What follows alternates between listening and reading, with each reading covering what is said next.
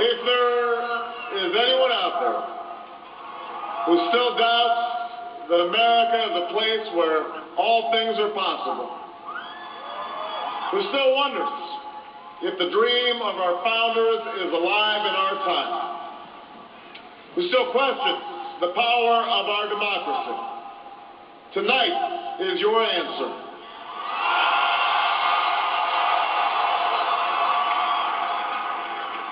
It's the answer told by lines that stretched around schools and churches in numbers this nation has never seen, by people who waited 3 hours and 4 hours, many for the first time in their lives, because they believed that this time must be different, that their voices could be that different. Yeah, don't touch the thing. It's the answer spoken by young and old, rich and poor, Democrat and Republican, black, white, Hispanic, Asian, Native American, gay, straight, disabled and not disabled, Americans who sent a message to the world that we have never been just a collection of individuals or a collection of red states and blue states. We are and always will be the United States of America.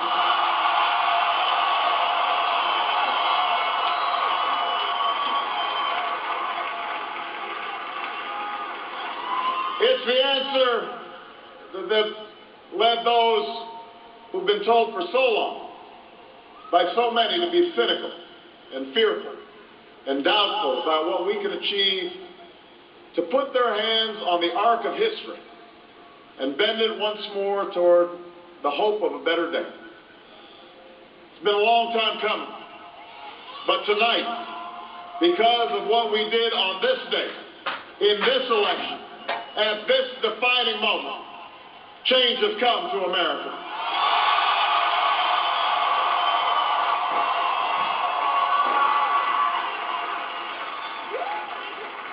A little bit earlier this evening, I received an extraordinarily gracious call from Senator McCain.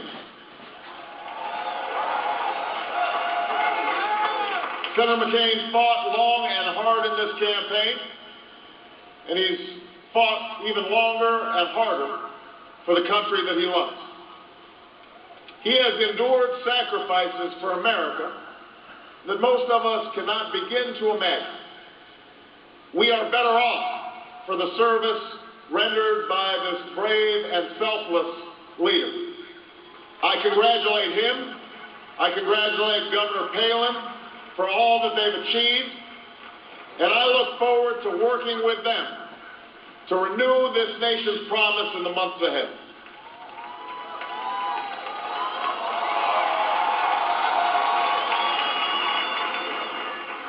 I want to thank my partner in this journey, a man who campaigned from his heart and spoke for the men and women he grew up with on the streets of Scranton and rode with on the train home to Delaware, the Vice President-elect of the United States, Joe Biden.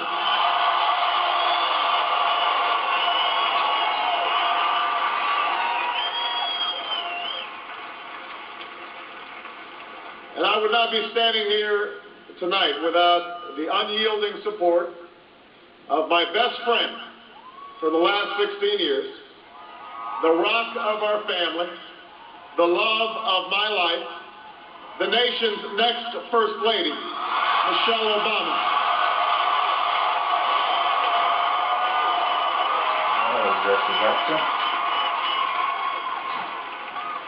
Sasha and Malia, I love you both more than you can imagine. And you have earned the new puppy that's coming with us to the White House.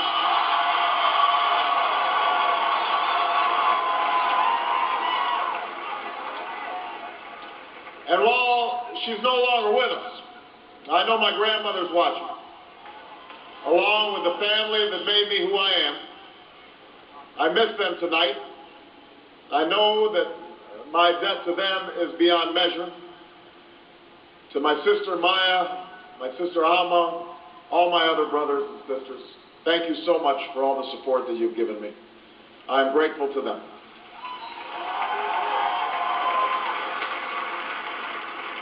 To my campaign manager, David Plum.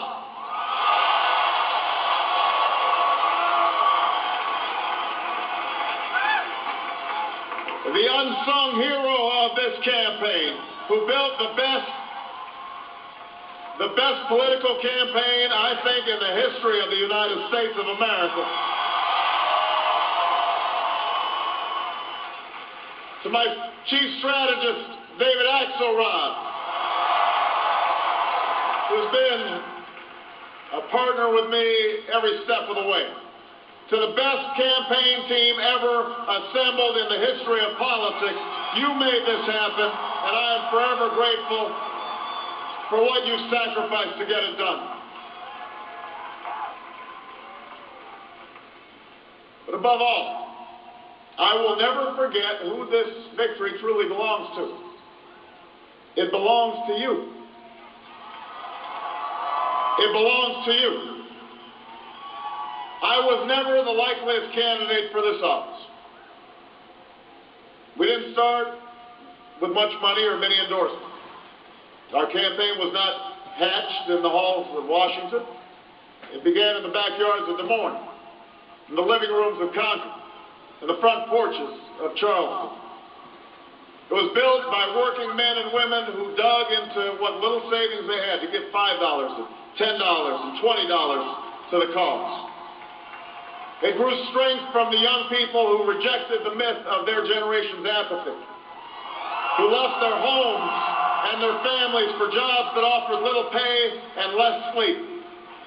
It drew strength from the not-so-young people who braved the bitter cold and scorching heat to knock on doors of perfect strangers, and from the millions of Americans who volunteered and organized and proved that more than 2 centuries later, a government of the people, by the people, and for the people has not perished from the earth. This is your victory.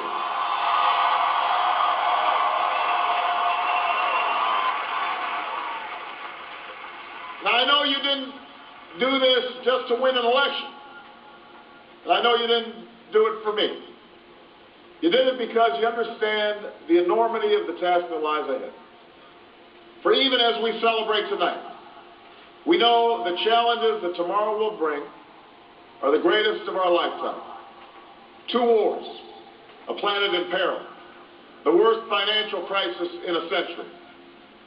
Even as we stand here tonight, we know there are brave Americans waking up in the deserts of Iraq and the mountains of Afghanistan to risk their lives for us. There are mothers and fathers who will lie awake after the children fall asleep and wonder how they'll make the mortgage, or pay their doctor's bills, or save enough for their child's college education. There's new energy to harness, new jobs to be created, new schools to build, and threats to meet, alliances to repair. The road ahead will be long. Our climb will be steep. We may not get there in 1 year or even in 1 term.